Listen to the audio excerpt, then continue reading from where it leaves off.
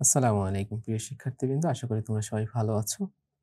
তোমাদেরকে স্বাগত জানাচ্ছি পলিটেকনিক সিরিজের ইলেকট্রিক্যাল টেকনোলজির একটি খুবই গুরুত্বপূর্ণ সাবজেক্ট অ্যাপ্লাইড মেকানিক্স এই কোর্সে।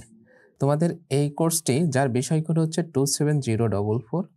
তোমাদের এই কোর্সটি আমি অধ্যায়ভিত্তিক সুন্দর এবং সাবলীলভাবে ধাপে ধাপে শেষ করব। তোমরা যদি আমাদের সাথে এই কোর্সটি শেষ করো তাহলে আশা করি তোমরা সেমিস্টার ফাইনাল পরীক্ষায় তোমরা একটি কাঙ্ক্ষিত ফলাফল অর্জন করতে পারবে। এখন আসি আমরা আজকের ক্লাস থেকে আমরা এই কোর্সের কোন বিষয়গুলো নিয়ে আলোচনা করব। আজকের ক্লাসে মূলত আমরা আমাদের এই অ্যাপ্লাইড মেকানিক্সের এই কোর্সের প্রথম অধ্যায় মৌলিক বলবিদ্যা নিয়ে আলোচনা করব। তাহলে শুরুতে দেখে আসি যে আমাদের প্রথম অধ্যায় মৌলিক বলবিদ্যা এর মধ্যে কোন কোন টপিকগুলো আছে। প্রথমত বিভিন্ন প্রকার রাশি এবং তাদের একক নিয়ে আমরা আলোচনা করব। দেন হচ্ছে পীড়ন, তারপর বিকৃতি, হুকের সূত্র, পয়সনের অনুপাত, মাইল স্টিলের পীড়ন বিকৃতি ডায়াগ্রাম এবং এই পীড়ন বিকৃতি রিলেটেড কিছু গাণিতিক সমস্যা এবং এই সমস্যা আমরা সমাধান করব। দেন আমরা এই অধ্যায় থেকে যে সকল প্রশ্ন আমাদের সেমিস্টার ফাইনাল পরীক্ষায় সবথেকে বেশি গুরুত্বপূর্ণ আমরা ওই সকল প্রশ্ন নিয়ে পর্যালোচনা করব। তাহলে শুরুতে আমরা একক নিয়ে আলোচনা করব এবং বিভিন্ন প্রকার রাশি নিয়ে আলোচনা করব। তার আগে এই অ্যাপ্লাইড মেকানিক্সটা কি এই বিষয়ে আমরা একটু ধারণা নিই। অ্যাপ্লাইড মেকানিক্স বা ফলিত বলবিদ্যা, এই অ্যাপ্লাইড মেকানিক্স হচ্ছে বিজ্ঞানের যে শাখায় মানুষের ব্যবহার উপযোগী গবেষণালব্ধ কাজকে সমন্বয়ে সাধন করা হয়, বিজ্ঞানের ওই শাখাকে বলা হয় ফলিত বলবিদ্যা বা অ্যাপ্লাইড মেকানিক্স। যাক, আমরা অ্যাপ্লাইড মেকানিক্সটা জানলাম। এখন আমরা বিভিন্ন প্রকার রাশি এবং তাদের একক নিয়ে আলোচনা করব। এখন আসি বিভিন্ন প্রকার রাশি। রাশি কি জিনিস? রাশি হচ্ছে কোনো বস্তুকে বিশ্লেষণ করার জন্য যে সকল বিষয়ে আমাদের জানা প্রয়োজন হয় ওই সকল বিষয়গুলো হচ্ছে কি রাশি। এখন এই রাশি হচ্ছে দুই প্রকার, এক হচ্ছে মৌলিক রাশি আর এক হচ্ছে যৌগিক রাশি। শুরুতে আসি মৌলিক রাশি কাকে বলে। মৌলিক রাশি হচ্ছে স্বয়ংসম্পূর্ণ রাশি। তাহলে স্বয়ংসম্পূর্ণ রাশি কি? স্বয়ংসম্পূর্ণ রাশি হচ্ছে কোনো পদার্থের যে রাশি বা যে মানটা শুধুমাত্র তার উপরই নির্ভরশীল, যা অন্য কোনো মান বা অন্য কোনো রাশির উপর নির্ভরশীল নয়। অর্থাৎ যে সকল রাশি স্বয়ংসম্পূর্ণ ওই সকল রাশিকে বলা হয় মৌলিক রাশি। আমরা যদি কয়েকটি মৌলিক রাশির উদাহরণ দিই, যেমন কি দৈর্ঘ্য। এখন এই দৈর্ঘ্যের প্রতীক হচ্ছে বড় হাতের এল, অর্থাৎ ইংরেজি বর্ণমালার ক্যাপিটাল লেটারে এল দ্বারা এই দৈর্ঘ্যকে প্রকাশ করা হয়। যেমন দৈর্ঘ্য, প্রস্থ, উচ্চতা। সাধারণত আমরা মৌলিক রাশি বলতে এই দৈর্ঘ্য বলতে এই জিনিসগুলো আমরা বুঝে থাকি। দেন হচ্ছে ভরকে বড় হাতের এম দ্বারা প্রকাশ করা হয়, অর্থাৎ ভরের বড় প্রতীক হচ্ছে বড় হাতের এম। সময়টা হচ্ছে বড় হাতের টি, অর্থাৎ সময়ের প্রতীক হচ্ছে বড় হাতের টি। আমরা বড় হাতের অক্ষর দ্বারা প্রকাশ করলাম এই জন্য, যেহেতু এই বড় হাতের লেটার দ্বারা যদি আমরা এই দৈর্ঘ্য, ভর, সময়কে প্রকাশ করি তাহলে এগুলো মাত্রা বোঝাবে। ঠিক আছে, বড় হাতের লেটার দ্বারা মাত্রা বোঝাবে। আর আমরা যখন একক বোঝাবো তখন দেখা যাচ্ছে এই এককের ক্ষেত্রে বা প্রতীকের ক্ষেত্রে আমরা ছোট বড় যে কোনো একটা লেটার দ্বারা চিহ্নিত করতে পারি, কোনো সমস্যা নেই। সাধারণত ছোট হাতের এল দ্বারাও দৈর্ঘ্য বোঝাবে, ছোট হাতের এম দ্বারা ভর বোঝাবে, ছোট হাতের টি দ্বারাও সময় বোঝাতে পারি। কিন্তু যখন আমরা মাত্রা লিখবো তাহলে মাত্রা লেখার ক্ষেত্রে অবশ্যই ক্যাপিটাল লেটার দ্বারা প্রকাশ করতে হবে। তারপর আছে দীপন মাত্রা, দীপন ক্ষমতা, দীপন তীব্রতা, তারপরে হচ্ছে তাপমাত্রা ইত্যাদি। এই সকল হচ্ছে কি মৌলিক রাশি। আর যৌগিক রাশি কাকে বলে? যে সকল রাশি একের অধিক মৌলিক রাশির সমন্বয়ে গঠিত, অর্থাৎ যে সকল রাশির মধ্যে দুই বা ততোধিক মৌলিক রাশি লুকায়িত অবস্থায় থাকবে সেই সকল রাশিকে বলা হয় যৌগিক রাশি। আমরা কিছু মৌলিক রাশি এবং কিছু যৌগিক রাশির নাম দেখি। যেমন দৈর্ঘ্যটা কি রাশি? মৌলিক রাশি। ভরটাও মৌলিক রাশি। ক্ষেত্রফলটা কি রাশি? ক্ষেত্রফলটা হচ্ছে একটি যৌগিক রাশি। যেমন ক্ষেত্রফল কিভাবে আমরা তৈরি করতে পারি? মনে করো আমাদের কাছে যদি একটা আয়তাকার বস্তু থাকে যার দৈর্ঘ্য দেওয়া মনে করো a এবং প্রস্থ দেওয়া যদি থাকে b, তাহলে এর ক্ষেত্রফল কি হবে? এর ক্ষেত্রফল a = হবে দৈর্ঘ্য ইনটু প্রস্থ, অর্থাৎ দুটি মৌলিক রাশি, এই যে আমরা দৈর্ঘ্য প্রকাশ করেছি l, অর্থাৎ l ইনটু l, দুইটি গুণফলটাই হচ্ছে আমাদের কি একটি যৌগিক রাশি। আমরা যেহেতু যৌগিক রাশির ক্ষেত্রে কিন্তু আমরা বলেছি যে দুইয়ের অধিক মৌলিক রাশির সমন্বয়ে কি গঠিত হবে? যৌগিক রাশি গঠিত হবে। এই কারণে ক্ষেত্রফলটা একটা কি রাশি? যৌগিক রাশি, যার মধ্যে কি থাকে? দুইবার দৈর্ঘ্য গুণ অবস্থায় থাকে। এই কারণে দৈর্ঘ্যের, যেমন দৈর্ঘ্য সাধারণত আমরা কিভাবে কোন এককে প্রকাশ করে থাকি? যেমন মিটার, সেন্টিমিটার। আমরা যদি মিটার চিন্তা করি, যে দৈর্ঘ্যের একক যদি আমরা মিটার চিন্তা করি, তাহলে একটা দৈর্ঘ্যের জন্য, অর্থাৎ দৈর্ঘ্যের জন্য মিটার, আবার প্রস্থের জন্য মিটার, তাহলে কি হবে? অবশ্যই m ইন্টু m সমান m স্কোয়ার। এই কারণে ক্ষেত্রফলকে কি করা হয়? বর্গ মিটার, বর্গ সেন্টিমিটার, তারপরে বর্গ কিলোমিটার ইত্যাদি, অর্থাৎ বর্গ আকারে আমরা প্রকাশ করে থাকি। দেন তারপর হচ্ছে আয়তন। এখন আয়তনটা কি? আয়তন একটি যৌগিক রাশি। কেন যৌগিক রাশি? কেননা কোনো বস্তুর আয়তন হতে হলে ভূমির ক্ষেত্রফল ইনটু উচ্চতার প্রয়োজন হয়। অর্থাৎ আমরা যে আয়তাকার বস্তুটা দিলাম, এটি যদি ঘন বস্তু হয়, কি হয়? ঘন বস্তু হয়, অর্থাৎ এটার উচ্চতা যদি আবার c হয়, তাহলে সহজে আমরা এই ঘনবস্তুটার আয়তন বের করতে পারবো।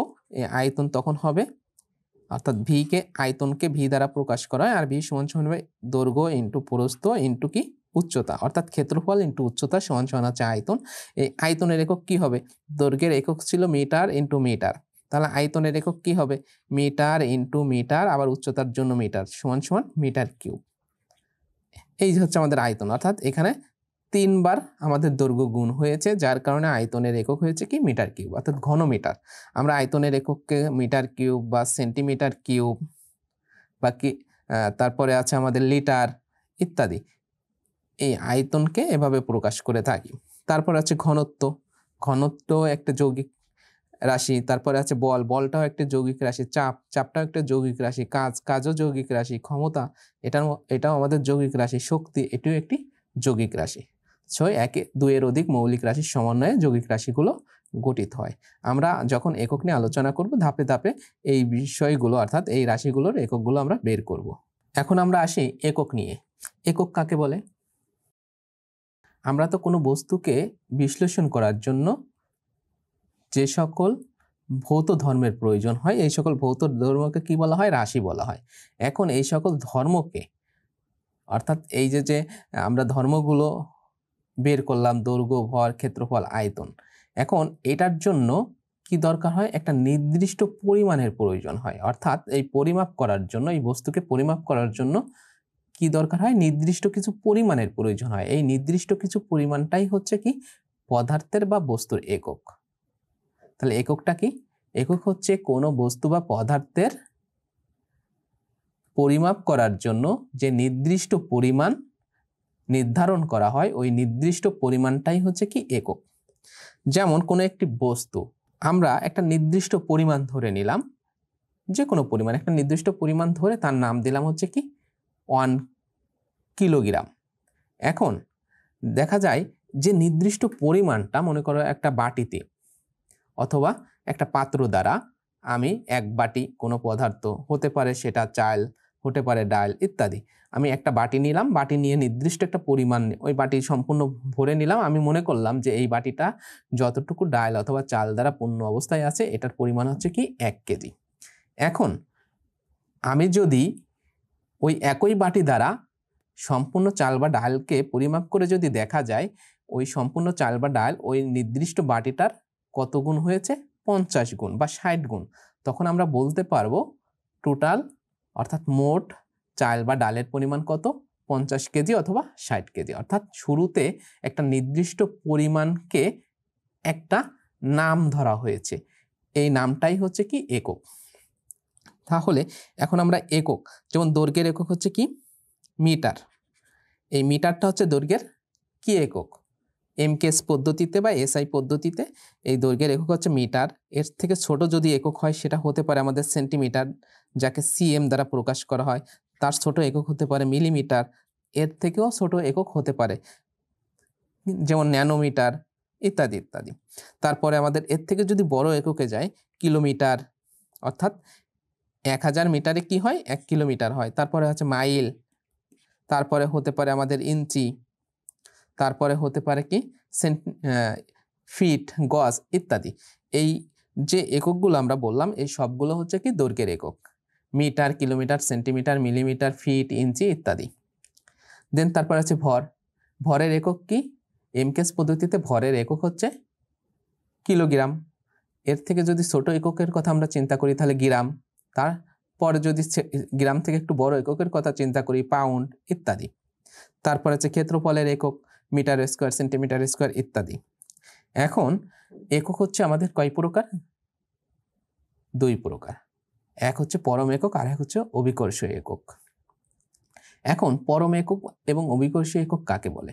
এখন এই পরম একক হচ্ছে এককের ওই মান যা অভিকর্ষীয় ত্বরণের উপর নির্ভরশীল নয়, অর্থাৎ অভিকর্ষীয় ত্বরণ ওই এককের সাথে একত্র থেকে যে এককগুলো নির্ধারণ করা হয় ওই একককে বলা হয় পরম বা নিরপেক্ষ একক। যেমন আমরা যদি বলের কথা চিন্তা করি, বলকে সাধারণত আমরা এফ অথবা বড় হাতের পি এই দুইটি প্রতীক দ্বারা চিহ্নিত করে থাকি। এখন এফ বা পি, এই বল সমান সমান আমরা লিখি কি, কাজিন, এই বল সমান সমান আমরা লিখি কি, বল সমান সমান এম জি। জিটা কি, এমটা হচ্ছে বস্তুর ভর আর জিটা হচ্ছে অভিকর্ষীয় ত্বরণ, ঠিক আছে। এখন বল সমান সমান আমরা কি জানি, এম জি জানি। এখন যেহেতু এখানে জি আছে, জিটা কি, অভিকর্ষীয় ত্বরণ, অর্থাৎ অভিকর্ষীয় ত্বরণের মানটাকে গুণ অবস্থায় রেখে, কোনো একটা এককের সাথে গুণ অবস্থায় রেখে যে এককটা তৈরি হয় ওই একককে বলা হয় পরম বা নিরপেক্ষ একক, অর্থাৎ জির মানটা ওই এককের সাথে গুণ অবস্থায় থাকবে। তাহলে এটার মানটা কি আসে, যেমন ভরটা যদি আমাদের কেজিতে হয় কোনো বস্তুর এবং অভিকর্ষীয় ত্বরণ জি, এই জির এককটা যদি আমাদের মিটার পার সেকেন্ড স্কোয়ার হয়, তাহলে kg metre per second square সমান সমান আমরা কি লিখতে পারবো, নিউটন, অর্থাৎ বলের পরম বা নিরপেক্ষ একক কি, নিউটন। এখন যদি আমরা এই বল বা অন্য কোনো রাশির অভিকর্ষীয় একক যদি বের করতে চাই, তাহলে অভিকর্ষীয় এককটা কি, অভিকর্ষীয় একক হচ্ছে ওই সকল রাশির যে মানটা অভিকর্ষীয় ত্বরণের উপর নির্ভরশীল, অর্থাৎ অভিকর্ষীয় একক হচ্ছে কোনো বস্তুর বা কোনো রাশির ওই মান যে মানটা কার উপর নির্ভরশীল, অভিকর্ষীয় ত্বরণের উপর নির্ভরশীল, অর্থাৎ অভিকর্ষীয় ত্বরণের মানটা ওই এককের সাথে গুণ অবস্থায় নেই, অর্থাৎ ওই অভিকর্ষীয় ত্বরণটাকে বাদ রেখে যে মানটা নির্ধারণ করা হয় ওই মানটাকে বলা হয় বা ওই এককটাকে বলা হয় কি, অভিকর্ষীয় একক। যেমন বল সমান সমান আমরা কি জানি, এমজি, এম অর্থ বস্তুর ভর আর জিটা হচ্ছে অভিকর্ষীয় ত্বরণ। এখন আমরা জিটাকে যেহেতু অভিকর্ষীয় একক বলছি, তাহলে কি করব, জিটাকে গুণ আকারে রাখা যাবে না, অর্থাৎ জিটাকে বাদ দিয়ে দিব, তাহলে শুধু কি থাকছে, এম থাকছে। তাহলে এম অর্থ কি, ভর, তাহলে ভরের একক কি, কেজি। তাহলে কেজিটা হচ্ছে বলের একটা একক, কি একক, অভিকর্ষীয় একক। কেন, যেহেতু এর মধ্যে জি গুণ অবস্থায় নেই। এখন এই কেজির সাথে যদি আমরা অভিকর্ষীয় ত্বরণ জিকে গুণ অবস্থায় রাখি, তাহলে এই জির মানকে যদি আমরা এই কেজির সাথে গুণ করে দিই, তাহলে যে মান পাবো সেই মানটা আমাদের নিউটনে আসবে এবং সেই মানটা হবে আমাদের কি, পরম এককে। কিন্তু যদি গ্রাম আকারে বা কেজি আকারে থাকে, যেমন কি 10 কেজি, 20 কেজি ইত্যাদি, কেজিগুলো থাকলে বলের একটি অভিকর্ষীয় একক। এখন কেজি বলতে সাধারণত তো ভর বোঝায়, বলকে তো বুঝি না, তখন আমরা প্রকাশ করব সাধারণত বলের অভিকর্ষীয় এককের শেষে কি লেখা হয়, যেমন 10 কেজি ওয়েট, কি লেখা হয়, 10 কেজি ওয়েট বা 10 কেজি ওজন। এই 10 কেজি ওজন বা 10 কেজি ওয়েট লেখা হয় কেন, যখনই ওয়েট থাকতেছে কোনো এককের সাথে তাহলে বোঝা যায় যে এটি একটি বল, ভর না। যদি আমি এই ওজনটা না লিখতাম কেজির সাথে, তাহলে এই 10 কেজি এটি সাধারণত কি বোঝাতো, ভর বোঝাতো। কিন্তু যখনই আমি 10 বা 5 কিলোগ্রাম ওয়েট লিখব, তখন এই মানটাকে একটা কি বোঝাবে, বল হিসেবে আমরা বুঝবো, ঠিক আছে। তাহলে আমরা অভিকর্ষীয় একক এবং পরম একক নিয়ে আলোচনা করলাম। অভিকর্ষীয় এককের সাথে জি গুণ আকারে থাকবে না, কিন্তু পরম এককের সাথে জি গুণ আকারে থাকবে, অর্থাৎ জির একটা মান আছে। এখন আমরা আসি জির মানটা কি। জি হচ্ছে অভিকর্ষীয় ত্বরণ, ওই নিউটনের আপেল গাছ থেকে আপেল পড়ার যে ঘটনা, অর্থাৎ অভিকর্ষীয় যে বল, এই অভিকর্ষীয় বলকে ছোট হাতের জি দ্বারা প্রকাশ করা হয়। আর জির মান হচ্ছে কয়টা? 3টা। আমরা সবাই জানি এই যে 2 একক নিয়ে আলোচনা করলাম, অর্থাৎ পরম একক এবং অভিকর্ষীয় একক, এই এককগুলো আবার কয় প্রকার? 3 প্রকার। এক হচ্ছে এম কে এস, 2 হচ্ছে সিজি এস, 3 হচ্ছে এফপিএস এফপিএস। এখন আসি এমকেএস পদ্ধতিতে জির মান হচ্ছে 9.8 মিটার পার সেকেন্ড স্কোয়ার, আর সিজিএস পদ্ধতিতে জির মান হচ্ছে 981 সেন্টিমিটার পার সেকেন্ড স্কোয়ার, এবং এফপিএস পদ্ধতিতে জির মান হচ্ছে 32 ফিট পার সেকেন্ড স্কোয়ার। তাহলে জির কয়টা মান আমরা পেলাম? 3টা। একটা হচ্ছে এমকেএস পদ্ধতিতে, একটা হচ্ছে সিজিএস পদ্ধতিতে, আর একটি হচ্ছে এফপিএস পদ্ধতিতে। এখন আসি এমকেএস পদ্ধতি, সিজিএস পদ্ধতি এবং এফপিএস পদ্ধতি আসলে বলতে আমরা কি বুঝি। দেখো এমকেএস, এমটা হচ্ছে কি, দেখো এম বলতে আমরা যে মৌলিক রাশির প্রতীকগুলো ব্যবহার করেছিলাম, প্রতীকের দিকে একটু লক্ষ্য করতে হবে। এম বলতে মৌলিক রাশির কোন প্রতীকটা বোঝানো হতো বলতো? দৈর্ঘ্য। তাহলে দৈর্ঘ্যের এককটা এমকেএস পদ্ধতি বলতে দৈর্ঘ্যের একক কি হবে? মিটারে হবে। কে বলতে কি বোঝায়? ভর, অর্থাৎ কিলোগ্রাম। তাহলে মিটার কিলোগ্রাম সেকেন্ড। এমতে হচ্ছে মিটার, কেতে হচ্ছে কি কিলোগ্রাম, আর এসতে হচ্ছে কি সেকেন্ড। অর্থাৎ আমরা যদি এখানে দেখি দৈর্ঘ্য ভর সময়, কয়টা রাশি? 3টা।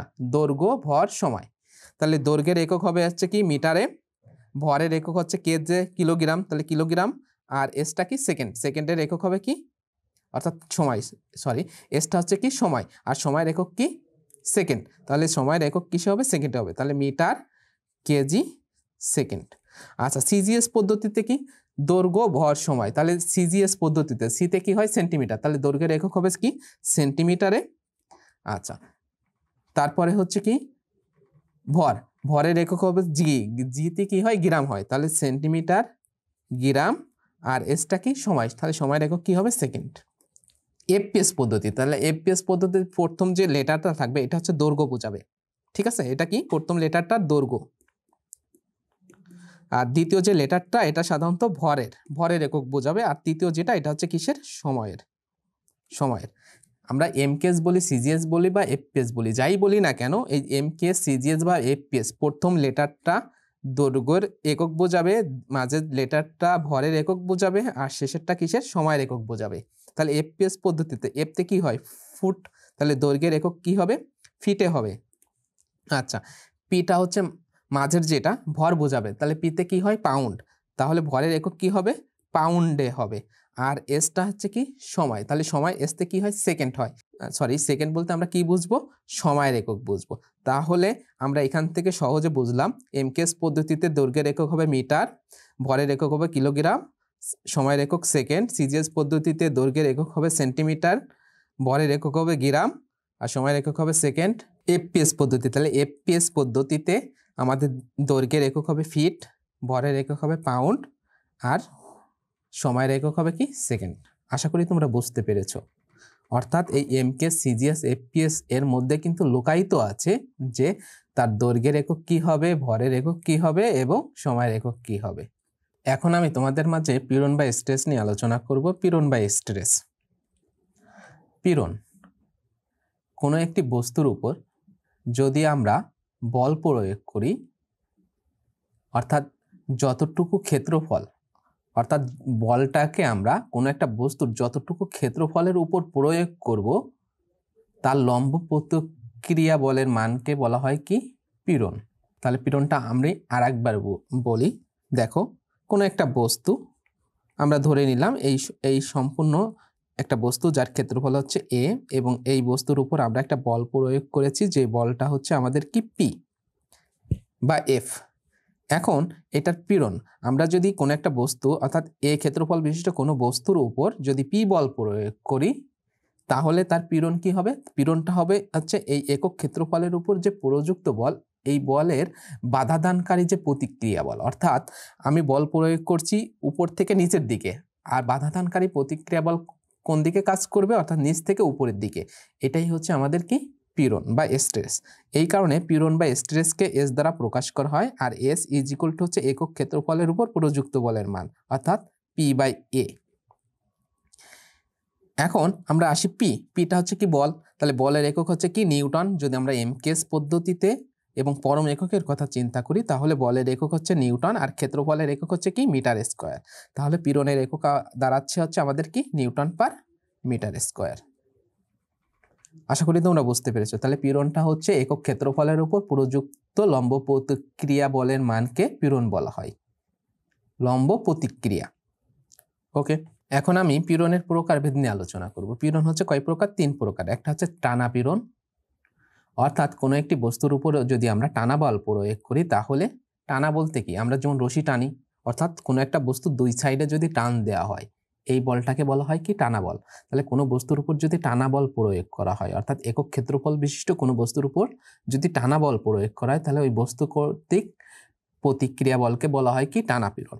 আর টানা পীড়ন আমাদের টানা পীড়নের জন্য এস ইজ ইকুয়াল টু হবে কি বল বাই ক্ষেত্রফল, এফ বাই এ, একই কথা। দেন হচ্ছে আমাদের চাপা পীড়ন। চাপা বলতে কি বোঝায়? আমরা যদি কোনো একটা বস্তুকে নিচে রেখে, অর্থাৎ আমরা যদি কোনো একটা বস্তুকে ভূপৃষ্ঠে রেখে উপর থেকে চাপ প্রয়োগ করি বা বল প্রয়োগ করি তাহলে যে পীড়নটা কাজ করবে ওটা হচ্ছে আমাদের চাপা। অর্থাৎ উভয় পাশ দিয়ে যদি বল প্রয়োগ করা হয় কোনো বস্তুকে তাহলে ওই চাপ দেওয়া, অর্থাৎ আমরা চাপ দেওয়া বলতে কি বুঝি? উভয় পাশ থেকে সংকুচিত করা। অর্থাৎ আমরা যদি কোনো বস্তুকে দুই পাশ থেকে বল প্রয়োগ করি তাহলে যে পীড়নটা কাজ করবে ওই পীড়নটা হচ্ছে কি আমাদের কি চাপা পীড়ন। দেন চাপা পীড়নের জন্য আমাদের সেম একই সূত্র, S is equal to F by A. Then আমাদের আছে হচ্ছে শিয়ার পীড়ন। শিয়ার পীড়ন কাকে বলে? শিয়ার পীড়ন হচ্ছে যদি আমাদের কোনো একটা বস্তুর উপর আরেকটি বস্তু থাকে, অর্থাৎ দুইটি বস্তু যদি সংযুক্ত অবস্থায় থাকে, অথবা একটা বস্তুর উপর আরেকটা বস্তু আছে, আমরা ওই দুই বস্তুকে দুই সাইড থেকে যদি আমরা টানা বল প্রয়োগ করি অথবা চাপা বল প্রয়োগ করি তাহলে বস্তুদ্বয়ের সংস্পর্শে কি হবে? একটা ঘর্ষণ তৈরি হবে। এই ঘর্ষণের কারণে, অর্থাৎ ঘর্ষণ যদি তৈরি হয়, এরকমের যদি কোনো বস্তু থাকে বলের কারণে, যদি তার মধ্যবর্তী দুটি বস্তুর মধ্যবর্তী, অথবা আমাদের একটা বস্তু স্থির হতে পারে আর একটা বস্তু চলমান হতে পারে, যেমন আমরা যদি কোনো একটা সারফেসের উপর দিয়ে আরেকটি বস্তু বল প্রয়োগ করি তাহলে আমাদের কি পীড়ন কাজ করবে? শিয়ার পীড়ন কাজ করবে। অর্থাৎ একটা বস্তু আরেকটি সারফেসের সাথে মধ্যকার যদি ঘর্ষণ অর্থাৎ ফ্রিকশন যদি কাজ করে, এমন যদি ফ্রিকশন উৎপন্ন হয় অথবা উৎপন্ন হতে চায় এমন কোনো বস্তুর ক্ষেত্রে যদি বল প্রয়োগ করি তখন আমাদের যে পীড়নটা পাবো ওই পীড়নটা হবে আমাদের কি শিয়ার পীড়ন। আর শিয়ার পীড়নের জন্য আমাদের সেম একই সূত্র, S is equal to F by A. এখন আমি তাপীয় পীড়ন নিয়ে আলোচনা করব।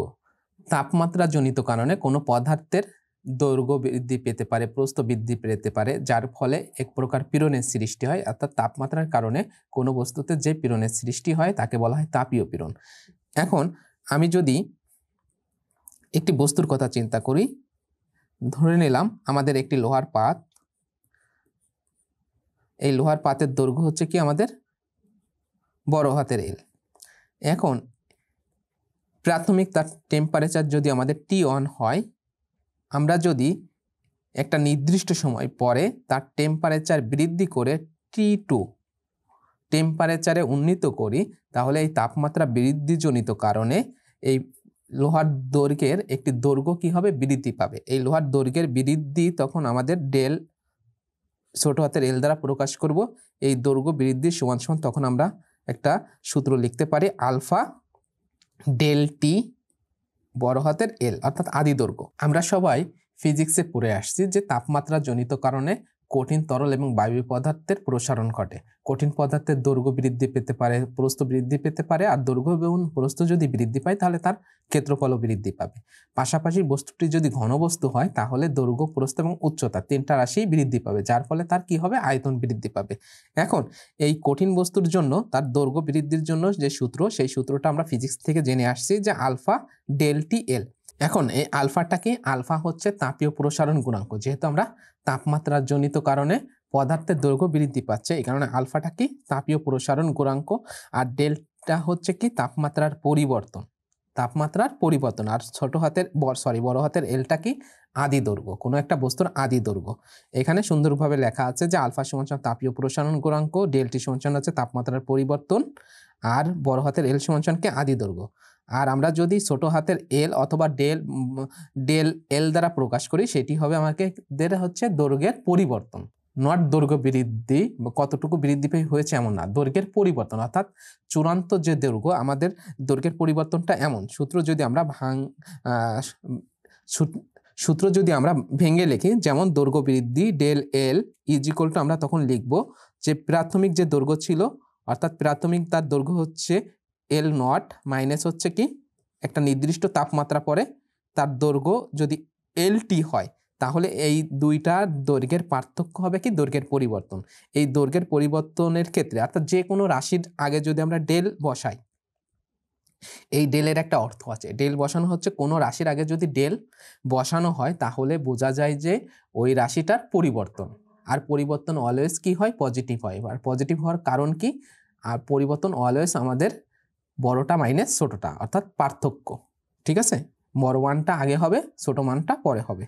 ওকে, এই কারণে আমরা সবসময় এই ছোট হাতের এল না দিয়ে ডেল এল দ্বারা প্রকাশ করব। তাহলে আশা করি তোমরা বুঝতে পেরেছো। এখন আমরা যদি সূত্রটা অ্যাপ্লাই করি, যে এই তাপীয় পীড়নের জন্য আমরা কোন সূত্রে অ্যাপ্লাই করতে পারি? সাধারণত তাপীয় পীড়নের জন্য আমরা হুকের সূত্র ব্যবহার করে থাকি। তাহলে হুকের সূত্রটা কি ছিল? স্থিতিস্থাপক সীমার মধ্যে কোনো বস্তুর পীড়ন এবং বিকৃতি পরস্পর সমানুপাতিক। তাহলে কোনো বস্তুর পীড়ন, তাহলে আমরা পীড়ন লিখলাম, আর ভাগ হচ্ছে কি? বিকৃতি। এখন আমরা দৈর্ঘ্যের কি বললো, আমরা তো দৈর্ঘ্যের পরিবর্তন পেয়েছি, তাহলে বিকৃতি কি হবে? বিকৃতি। আর বিকৃতি সমান সমান আমরা জানি কি? বিকৃতি সমান সমান হচ্ছে দৈর্ঘ্যের পরিবর্তন ভাগ হচ্ছে কি? আদি দৈর্ঘ্য। অর্থাৎ দৈর্ঘ্যের পরিবর্তন ডেল ছোট হাতের এল ভাগ হচ্ছে কি? বড় হাতের এল, অর্থাৎ দৈর্ঘ্যের পরিবর্তন ভাগ আদি দৈর্ঘ্য, এটাকে বলা হয় বিকৃতি। এখন আমরা এখান থেকে লিখতে পারি যে পীড়ন is equal to E into হচ্ছে কি? বিকৃতি। এখন বিকৃতির জন্য আমরা কোন সূত্র অ্যাপ্লাই করতে পারি? এখানে বিকৃতির জন্য সূত্র অ্যাপ্লাই করব হচ্ছে ডেল ছোট হাতের এল ভাগ হচ্ছে কি? বড় হাতের এল। এখন এই ডেল এল সমান সমান আমরা যে সূত্রটা পেয়েছি, আলফা ডেল টি বড় হাতের এল ভাগ হচ্ছে কি? বড় হাতের এল ইন্টু হচ্ছে কি? ই। এখন এই এল এল কাটাকাটি গেলে আমাদের কি থাকবে? আলফা ডেল টি ই অথবা ওয়াই। অর্থাৎ ইয়ংয়ের স্থিতিস্থাপক গুণাঙ্ক, এই ইয়ংয়ের স্থিতিস্থাপক গুণাঙ্ককে ই অথবা ওয়াই দ্বারা প্রকাশ করা হয়। আমরা ইও ব্যবহার করতে পারি অথবা ওয়াই ব্যবহার করতে পারি।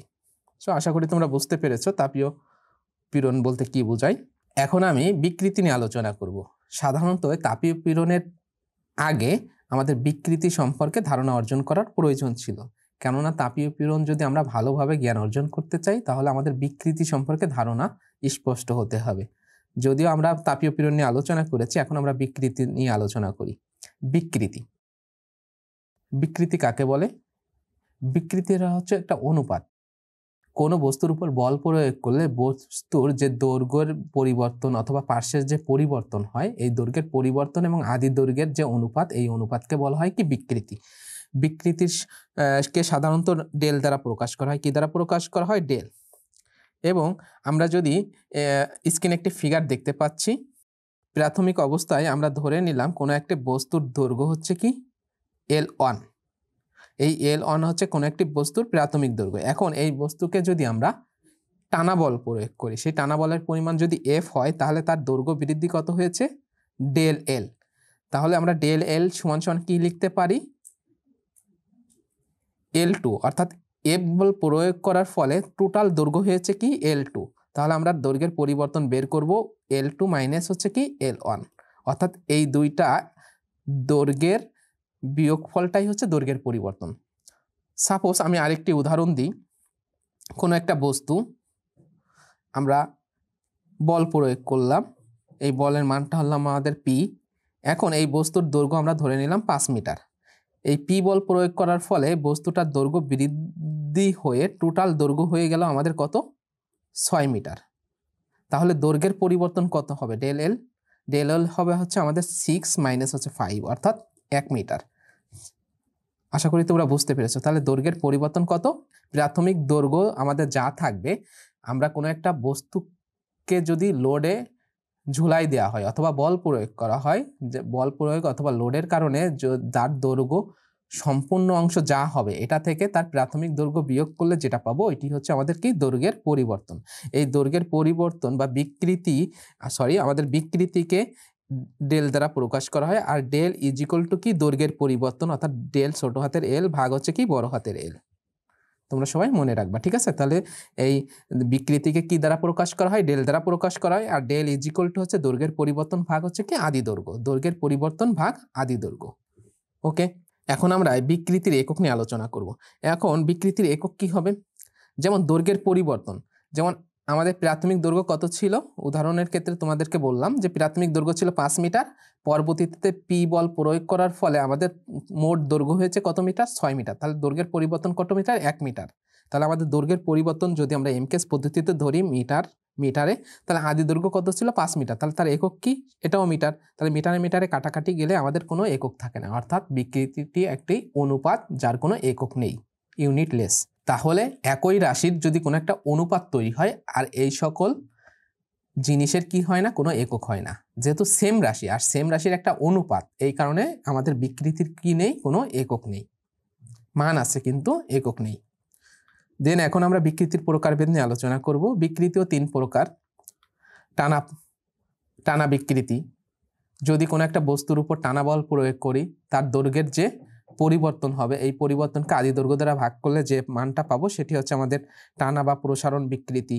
সেম অনুরূপভাবে সংকোচন বা চাপা বিকৃতি, কোনো একটা বস্তুকে যদি আমরা দুই পাশ থেকে লোড প্রয়োগ করি তাহলে বস্তুটা ছোট হয়ে যাবে। এই যে দৈর্ঘ্য কতটুকু ছোট হচ্ছে, এই ছোট অংশ ভাগ হচ্ছে তার আদি দৈর্ঘ্য দ্বারা ভাগ করলে যে মানটা পাবো সেটা হচ্ছে আমাদের চাপা বা সংকোচন বিকৃতি। দেন হচ্ছে আমাদের শিয়ার বিকৃতি। কোনো একটা বস্তুর উপর যদি আমরা কি করি? বল প্রয়োগ করি, যার ফলে বস্তুটা যদি আঁকাবাঁকা হয়ে যায় অর্থাৎ কোণ তৈরি হয়, সেই ক্ষেত্রে আমরা যে বিকৃতিটা পাবো এই বিকৃতিটা হচ্ছে কি শিয়ার বিকৃতি। দেন এখন আমরা হুকের সূত্র নিয়ে আলোচনা করব। হুকের সূত্রটা কি? হুকের সূত্র হচ্ছে একটা ধারণা যে স্থিতিস্থাপক সীমার মধ্যে একটা নির্দিষ্ট সীমা, অর্থাৎ কোনো বস্তুর উপর যদি আমরা বল প্রয়োগ করি তাহলে এই বল প্রয়োগের একটা নির্দিষ্ট সীমা পর্যন্ত কোনো বস্তুর পীড়ন এবং বিকৃতির এই হ্রাস বৃদ্ধিটা কি হবে? সমানুপাতিক হারে হ্রাস বৃদ্ধি পাবে। এই যে সীমা পর্যন্ত এই মানটা সমানুপাতিক থাকে, অর্থাৎ হ্রাস বৃদ্ধির পরিমাণটা সমান না, আজকের যদি আমরা পীড়নের মানও বৃদ্ধি পাই তাহলে বিকৃতির মানও বৃদ্ধি পাবে, অথবা পীড়নের মান যদি কমে যায় বিকৃতির মানও কমে যাবে। এই যে একটা নির্দিষ্ট সীমা, এই সীমা পর্যন্তকেই বলা হয় হচ্ছে কি লিমিট, অর্থাৎ একটা নির্দিষ্ট লিমিট পর্যন্ত। ইলাস্টিসিটি কাকে বলে? ইলাস্টিসিটি হচ্ছে স্থিতিস্থাপকতা। যেমন আমরা রাবার হতে পারে, এক টুকরা রাবারকে যদি আমরা চাপ বল প্রয়োগ করি তাহলে রাবারটা অনেক বেশি প্রসারিত হয়, আবার রাবারটাকে যদি ছেড়ে দিই তাহলে সে পূর্বের অবস্থায় ফিরে আসে। এই যে পূর্বের অবস্থায় ফিরে আসছে, এই ফিরে আসাটাকে বলা হয় কি ইলাস্টিসিটি। যদি সে ফিরে না আসে, অর্থাৎ তার দৈর্ঘ্য যদি আমাদের স্থায়ীভাবে বৃদ্ধি পায়, সে যদি পূর্বের অবস্থায় না আসে, তখন তাকে বলা হয় কি প্লাস্টিসিটি। ইলাস্টিসিটি এবং প্লাস্টিসিটি দুইটা কিন্তু ভিন্ন জিনিস। ইলাস্টিসিটি হচ্ছে পূর্বের অবস্থায় ফিরে আসবে, আর প্লাস্টিসিটি হচ্ছে কি পূর্বের অবস্থায় ফিরে আসবে না, অর্থাৎ স্থায়ী বিকৃতি হবে। দৈর্ঘ্য বৃদ্ধি পেতে পারে, হ্রাসও পেতে পারে। সো হুকের সূত্র বলছে কি একটা নির্দিষ্ট সীমা পর্যন্ত কোনো বস্তুর পীড়ন এবং বিকৃতি পরস্পর সমানুপাতিক। তাহলে আমরা এটা গাণিতিকভাবে প্রকাশ করি। একটা নির্দিষ্ট সীমা পর্যন্ত কোনো বস্তুর পীড়ন, তাহলে পীড়ন সমানুপাতিক কি বিকৃতি। বা এখন যদি আমরা এই সমানুপাতিক চিহ্ন উঠাতে চাই তাহলে কি করতে হবে? একটা ধ্রুবক নিয়ে আসতে হবে। তাহলে আমরা এখানে একটা ধ্রুবক নিয়ে আসবো, পীড়ন সমান সমান ই, আমরা এখানে ধ্রুবক নিলাম কি ই, ইনটু হচ্ছে কি বিকৃতি বা ই ইজ ইকুয়াল টু আমরা লিখতে পারি পীড়ন ভাগ বিকৃতি, বা আমরা এখানে ইর পরিবর্তে ওয়াইও লিখতে পারি। ঠিক আছে? এই হুকের সূত্র অনুসারে এই যে কনস্ট্যান্টটা আমরা লিখলাম, এই কনস্ট্যান্টকে আমরা ইও বলতে পারি অথবা ওয়াইও বলতে পারি। এই ওয়াই অথবা ই হচ্ছে আমাদের পীড়ন বাই বিকৃতির একটা অনুপাত। এই পীড়ন এবং বিকৃতির অনুপাতটা সমান হবে কত সময় পর্যন্ত? একটা নির্দিষ্ট সীমা পর্যন্ত। একটা নির্দিষ্ট সীমা পর্যন্ত পীড়ন এবং বিকৃতির অনুপাতটা সমান বা ধ্রুবক হবে। এই যে ধ্রুবকটা হবে, এই ধ্রুবকটাকে বলা হয় মডুলাস অফ ইলাস্টিসিটি বা স্থিতিস্থাপক গুণাঙ্ক। অর্থাৎ পীড়ন এবং বিকৃতির অনুপাতটাকেই মডুলাস অফ ইলাস্টিসিটি বা স্থিতিস্থাপক গুণাঙ্ক। আমাদের এই কোশ্চেনটা অনেক বেশি গুরুত্বপূর্ণ, অতি সংক্ষিপ্ত আকারে থাকতে পারে যে স্থিতিস্থাপক গুণাঙ্ক কাকে বলে। তখন আমরা লিখব যে একটা নির্দিষ্ট সীমা পর্যন্ত কোনো বস্তুর পীড়ন এবং বিকৃতি পরস্পর সমানুপাতিক। এই পীড়ন এবং বিকৃতির একটা অনুপাত, এই অনুপাতটা একটা নির্দিষ্ট সময় পর্যন্ত কনস্ট্যান্ট থাকে, যাকে ওয়াই অথবা ই দ্বারা প্রকাশ করা হয়। এই অনুপাতকে বলা হয় স্থিতিস্থাপক গুণাঙ্ক বা মডুলাস অফ ইলাস্টিসিটি। এখন আমরা যদি একটি বস্তুর কথা চিন্তা করি, যেমন আমরা যদি এখানে একটা সাপোর্ট দিই, এল দৈর্ঘ্য বিশিষ্ট একটি বস্তু, যে বস্তুকে আমরা কি বল প্রয়োগ করব? পি বল অথবা এফ বল প্রয়োগ করব। আমরা ধরে নিলাম এই বস্তুর উপর আমরা এফ বল প্রয়োগ করেছি, যার ফলে তার দৈর্ঘ্য বৃদ্ধি পেয়ে আমাদের হয়েছে হচ্ছে L2। আদি দৈর্ঘ্য ছিল L, আর পরবর্তীতে যে দৈর্ঘ্য সেটা L2। আর তাহলে আমাদের দৈর্ঘ্য বৃদ্ধি কতটুকু হবে? এতটুকু হচ্ছে দৈর্ঘ্য বৃদ্ধি। এই দৈর্ঘ্য বৃদ্ধিটা আমরা কিভাবে বের করতে পারি? এই দৈর্ঘ্য বৃদ্ধি ডেল এল সমান সমান আমরা তখন লিখতে পারবো L2 - L। ঠিক আছে, এখন আমরা এটার জন্য পীড়নের জন্য লিখতে পারি পীড়ন সমান সমান বল বাই ক্ষেত্রফল। এখন আমাদের যদি এখানে এই বস্তু ধরে নিই যে এই বস্তুর ক্ষেত্রফল হচ্ছে কত? A, তাহলে পীড়ন ইজিক্যাল টু আমরা লিখবো হচ্ছে কি বল বাই ক্ষেত্রফল F/A। আর বিকৃতি ডেল ইজিক্যাল টু কি লিখবো? বিকৃতি ডেল ইজিক্যাল টু আমরা লিখবো হচ্ছে দৈর্ঘ্যের পরিবর্তন ভাগ হচ্ছে কি আদি দৈর্ঘ্য। সো আমরা যদি এই মানগুলো এখানে বসিয়ে দিই, পীড়নের জায়গায় আমরা লিখলাম হচ্ছে কি F/A, আর বিকৃতির জায়গায় আমরা লিখলাম হচ্ছে যে এখান থেকে আমরা যে সূত্রটা পেয়েছি, অর্থাৎ দৈর্ঘ্যের পরিবর্তন ভাগ হচ্ছে আদি দৈর্ঘ্য ইজিক্যাল টু আমরা লিখতে পারি এই এলটা যেহেতু এখানে ভাগ আকারে আছে, এই এলটা উপরে চলে যাবে, তখন আমরা লিখতে পারবো হচ্ছে এফ বড় হাতের এল ভাগ হচ্ছে এখানে ডেল এল, আর এটা যেহেতু এখানে ভাগ আকারে আছে এফ এর সাথে, এটা নিচে চলে আসবে এটা। ঠিক আছে, সমান সমান আমরা লিখতে পারি বা ই অথবা ওয়াই ইজিক্যাল টু এফ বড় হাতের এল ভাগ হচ্ছে কি দৈর্ঘ্যের পরিবর্তন ইনটু হচ্ছে কি ক্ষেত্রফল। আমাদের এটি একটি সূত্র আমাদের প্রমাণ আকারে থাকতে পারে, যে হুকের সূত্র থেকে প্রমাণ করো যে ই অথবা ওয়াই সমান সমান FL/A ডেল এল বা দৈর্ঘ্যের পরিবর্তন। আমাদের যদি আসে, অবশ্যই আশা করি তোমরা এটা প্রমাণ করতে পারবে। খুবই গুরুত্বপূর্ণ, আমরা এই সূত্র দ্বারা অনেকগুলো অঙ্ক সমাধান করব। এখন আমি দৃঢ়তার গুণাঙ্ক বা মডুলাস অফ রিজিডিটি নিয়ে আলোচনা করব। দৃঢ়তার গুণাঙ্ক বা মডুলাস অফ রিজিডিটি কাকে বলে? কোনো একটা নির্দিষ্ট সীমা পর্যন্ত, অর্থাৎ কোনো বস্তুর জন্য একটা নির্দিষ্ট সীমা পর্যন্ত শিয়ার পীড়ন এবং শিয়ার বিকৃতির অনুপাত কি থাকে? সমান থাকে, অর্থাৎ কনস্ট্যান্ট থাকে। এই নির্দিষ্ট সীমার যে অনুপাতটা, অর্থাৎ শিয়ার পীড়ন এবং শিয়ার বিকৃতির যে অনুপাতটা, এই অনুপাতকে বলা হয় দৃঢ়তার স্থিতিস্থাপক গুণাঙ্ক বা মডুলাস অফ রিজিডিটি, যাকে বড় হাতের জি দ্বারা প্রকাশ করা হয়। ঠিক আছে, এটার এককও সেই পীড়নের একক, অর্থাৎ নিউটন পার আমাদের হতে পারে বর্গমিটার, অথবা হতে পারে আমাদের কিলো নিউটন পার বর্গমিটার, ইত্যাদি ইত্যাদি। ওকে, এখন আমরা পয়সনের অনুপাত নিয়ে আলোচনা করব। পয়সনের অনুপাত হচ্ছে একটা বিকৃতির অনুপাত। আমরা যদি কোনো একটা বস্তুর উপর চাপা বল প্রয়োগ করি, অর্থাৎ কোনো একটা বস্তু, সে বস্তুর উপর যদি আমরা চাপা বল, অর্থাৎ দুই সাইডে যদি বল প্রয়োগ করি, তাহলে তার দৈর্ঘ্যের সাথে সাথে পার্শ্বের একটা পরিবর্তন হবে। যদি আমাদের মনে করো, যদি একটা আয়তাকার হতে পারে অথবা একটা সিলিন্ড্রিক্যাল কোনো আমাদের একটা নিরেট লোহার পাইপ হতে পারে, অথবা আমাদের প্লাস্টিকেরও হতে পারে, অথবা আমাদের তামা ইত্যাদি যে কোনো পদার্থের হতে পারে, সিলিন্ড্রিক্যালও হতে পারে অথবা আয়তাকারও হতে পারে। এখন সেই পাইপের উপর আমরা যদি কি করি, দুই সাইড থেকে চাপা বল প্রয়োগ করি, অর্থাৎ চাপ দিয়ে নিয়ে আসি, তাহলে তার কি হবে? দৈর্ঘ্য কমে যাবে। আর দৈর্ঘ্য কমে যাওয়ার সাথে সাথে সে চওড়া বৃদ্ধি পাবে, অর্থাৎ তার কি বৃদ্ধি পাবে? ডায়ামিটার বৃদ্ধি পাবে। এই দৈর্ঘ্যের সাথে সাথে তার যে ডায়ামিটার বৃদ্ধি পাচ্ছে, এই কারণে আমরা দৈর্ঘ্যের পরিবর্তন দ্বারা আমরা কি পাবো? দৈর্ঘ্য বৃদ্ধি পাবো। দৈর্ঘ্যের হ্রাস বৃদ্ধির কারণে আমরা দৈর্ঘ্যের একটা বিকৃতি পাবো, দৈর্ঘ্য বিকৃতি পাবো। এবং তার পার্শ্ব যে তার ডায়ামিটারের যে পরিবর্তন হচ্ছে, তার ডায়ামিটার যে বৃদ্ধি পেয়েছে, এই কারণে আমরা কি পাবো? একটা পার্শ্ব বিকৃতি পাবো। এখন পয়সন বলছে একটা নির্দিষ্ট সীমা পর্যন্ত কোনো বস্তুর দৈর্ঘ্য বিকৃতি এবং পার্শ্ব বিকৃতির অনুপাত একটা কি থাকে? সমান থাকে, যাকে সিগমা দ্বারা প্রকাশ করা হয়। এই পয়সনের অনুপাতের এটা হচ্ছে কি একটা সিগমা, এই সিগমা দ্বারা প্রকাশ করা হয়, অর্থাৎ সিগমা সমান সমান আমরা লিখতে পারি দৈর্ঘ্য বিকৃতি ভাগ হচ্ছে পার্শ্ব বিকৃতি। দৈর্ঘ্য বিকৃতি ভাগ হচ্ছে পার্শ্ব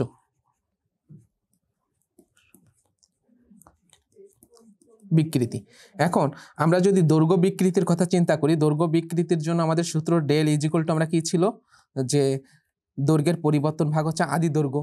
তাহলে পার্শ্ব বিকৃতির জন্য আমাদের কি হবে, পার্শ্ব বিকৃতির জন্য আমরা দৈর্ঘ্য বিকৃতির জন্য ডেল এল দ্বারা প্রকাশ করলাম, আর পার্শ্ব বিকৃতির জন্য ডেল ডি দ্বারা প্রকাশ করলাম। ডি যেহেতু ডায়ামিটার, আর ডায়ামিটার হচ্ছে পাশে থাকে, এই কারণে আমরা ডি দ্বারা প্রকাশ করলাম হচ্ছে কি ডায়ামিটারকে। তাহলে দৈর্ঘ্য বিকৃতি হচ্ছে ডেল এল, আর পার্শ্ব বিকৃতি হচ্ছে কি আমাদের ডেল ডি। আর তখন পার্শ্ব বিকৃতি কেমন হবে, পার্শ্ব বিকৃতি হচ্ছে তার প্রাথমিক যে ডায়ামিটার, পরবর্তীতে তার ডায়ামিটার যেটা হবে। এখন আমরা যদি দুই সাইডটা চাপ প্রয়োগ করি, তাহলে দেখো চাপ প্রয়োগ করলে তাহলে কি হবে, তার আদি প্রাথমিক অবস্থায় যে ডায়ামিটার ছিল তার থেকে অবশ্যই চাপ প্রয়োগ করলে তার ডায়ামিটারটা বেশি বৃদ্ধি পাবে না। তাহলে তার ডায়ামিটারের পরিবর্তন তখন আমরা কিভাবে লিখতে পারি, ডায়ামিটার D2 মাইনাস D1, অর্থাৎ আমাদের চূড়ান্ত ডায়ামিটারটা বড় হবে প্রাথমিক ডায়ামিটারের থেকে। দেন হচ্ছে আমাদের আদি ডায়ামিটার D1। সো আমরা এটাকে এভাবে লিখতে পারি যে ডেল ডি ভাগ হচ্ছে কি শুধু ডি। এখন ডেল ডি দ্বারা হচ্ছে তার পার্শ্বের অর্থাৎ ডায়ামিটারের পরিবর্তন বোঝাচ্ছে, আর শুধু ডি দ্বারা বোঝাচ্ছে হচ্ছে তার আদি ডায়ামিটার। এখানে আমাদের একটা ফিগার দ্বারা সুন্দরভাবে বোঝানো হয়েছে, যেমন কি প্রাথমিক অবস্থায় তার দৈর্ঘ্য ছিল এল, পরবর্তীতে তার দৈর্ঘ্য পরিবর্তন হয়েছে, যে দৈর্ঘ্যের পরিবর্তনটা আমাদের ছিল কি পরবর্তী দুই সাইডে চাপ প্রয়োগ করার পরে তার দৈর্ঘ্যের যে পরিবর্তন, এই দৈর্ঘ্যের পরিবর্তনটা ধরে নিলাম আমাদের ডেল বড় হাতের এল বা ছোট হাতের এল, যার মানটা হচ্ছে আমাদের এভাবে লিখতে পারি, যদি প্রাথমিক অবস্থায় এটা যদি 1 হয় আর সেকেন্ড অবস্থায় যদি আমাদের এই ডায়ামিটারটা L2 হয়, তাহলে আমাদের ডেল এল সমান সমান লিখতে পারি L1 মাইনাস L2। আমরা এভাবে লিখতে পারি যে দৈর্ঘ্যের পরিবর্তন। আর আমাদের যে পার্শ্বের যে পরিবর্তন, এই পার্শ্বের পরিবর্তন আমরা এইভাবে লিখতে পারি, প্রাথমিক ডায়ামিটার যদি আমাদের এটাকে উপরেরটাকে ধরে নিই D1, আর পরবর্তীতে আমাদের এখানে যে ডায়ামিটারের যে পরিবর্তন হয়েছে এই ডায়ামিটারের পরিবর্তন D2 ধরলাম, তাহলে আমাদের ডায়ামিটারের পরিবর্তন ডেল ডি বা ছোট হাতের ডিও দ্বারা প্রকাশ করতে, ডেল ডি সমান সমান তখন আমরা লিখবো কি D2 মাইনাস D1। অর্থাৎ আমাদের এখানে ডি দ্বারা প্রকাশ করতে পারি, অন্য কোনো প্রতীক দ্বারা প্রকাশ করতে পারি। এখন পার্শ্বকে আমরা যে ডি দ্বারা প্রকাশ করতে পারি এমন না, তোমাদের এক্স ওয়াই জেড ইত্যাদি দ্বারা প্রকাশ করতে পারো। মোট কথা দৈর্ঘ্যের বৃদ্ধি হ্রাস বৃদ্ধি, এই যে ডেল এল এটা হ্রাসও বোঝায় অথবা বৃদ্ধিও বোঝায়, তাহলে দৈর্ঘ্যের হ্রাস বৃদ্ধি ভাগ হচ্ছে কি আদি দৈর্ঘ্য। আর পার্শ্ব বিকৃতির ক্ষেত্রে কি হবে, পার্শ্বের পরিবর্তন, অর্থাৎ ডায়ামিটারের বৃদ্ধি হতে পারে হ্রাসও হতে পারে, তা কতটুকু বৃদ্ধি পালো অথবা কতটুকু হ্রাস পালো শুধুমাত্র ততটুকু হবে, ভাগ হবে তার আদি ডায়ামিটার। সো এইভাবেই আমরা করবো। তাহলে দৈর্ঘ্য বিকৃতি এবং পার্শ্ব বিকৃতি, তাহলে দৈর্ঘ্য বিকৃতির জন্য আমরা সূত্র লিখতে পারি হচ্ছে কি ডেল এল ভাই হচ্ছে বড় হাতের এল, আর পার্শ্ব বিকৃতির জন্য আমরা লিখবো হচ্ছে কি ডেল ডি ভাগ হচ্ছে ডি। সো এইটাকে আমরা এভাবে লিখতে পারি যে উপরে তখন আমাদের এই ডিটা যেহেতু নিচে আছে ভাগ আকারে এটা উপরে চলে যাবে, তাহলে ডেল এল ভাগ ইন্টু হচ্ছে ডি বড় হাতের, আর নিচে থাকতেছে বড় হাতের এলটা যেহেতু এখানে ভাগ আকারে আছে এখানে নিচে চলে আসবে এল ইন্টু ডেল ডি। এটাই হচ্ছে আমাদের কি পয়সনের অনুপাত। আর পয়সনের অনুপাতকে সবসময় কি দ্বারা প্রকাশ করা হয়, সিগমা দ্বারা প্রকাশ করা হয় অথবা মিউ দ্বারাও প্রকাশ করা হয়। পয়সন অনুপাত আমাদের সিগমা অথবা মিউ, কোনো কোনো জায়গায় দেখা যায় সিগমা দ্বারা প্রকাশ করা হয়, অর্থাৎ কোনো কোনো বইতে বিভিন্ন রাইটারের বই বিভিন্ন রকমের হয়, তো যার কারণে কিছু কিছু রাইটারের বইতে আমাদের সিগমা দ্বারা প্রকাশ করা হয়, আবার কিছু কিছু রাইটারের বইতে আমাদের মিউ দ্বারা প্রকাশ করা হয়। অর্থাৎ আমরা যে কোনো একটা প্রতীক দ্বারা এই পয়সনের অনুপাতকে প্রকাশ করতে পারি। আর যদি এর কোনো প্রতীক দ্বারা প্রকাশ করতে না পারি তাহলে আমরা লিখে নেব যে পয়সনের অনুপাত। ওকে, এখন আমরা মাইল স্টিলের পীড়ন বিকৃতির ডায়াগ্রাম অঙ্কন করব। মাইল স্টিলের পীড়ন বিকৃতির ডায়াগ্রাম দেখো, আমাদের স্ক্রিনে সুন্দর একটি ফিগার দেখানো হয়েছে, যে ফিগারটা আমাদের জিরো, এই যে জিরো দেওয়া আছে লাল কালারের জিরো, এটা হচ্ছে মূল বিন্দু। এই মূল বিন্দু থেকে আমাদের যে অক্ষ এটি হচ্ছে আমাদের এক্স অক্ষের সমান্তরাল, যার কারণে এটা এক্স অক্ষ, আর এটি হচ্ছে আমাদের ওয়াই অক্ষ অর্থাৎ উচ্চতা ওয়াই অক্ষ যদি আমরা স্থানাঙ্কের সাথে তুলনা করি। এটা হচ্ছে এক্স অক্ষ অর্থাৎ ভূমি বরাবর, আর এটা হচ্ছে উলম্ব বরাবর ওয়াই অক্ষ।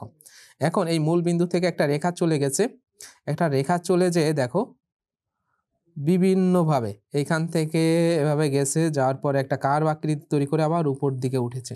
ঠিক আছে, এই যে কার্ভটা, এই কার্ভ দ্বারাই মাইল স্টিলের পীড়ন বিকৃতি ডায়াগ্রাম বোঝানো হয়েছে। এখন এটার বিভিন্ন পয়েন্ট আছে।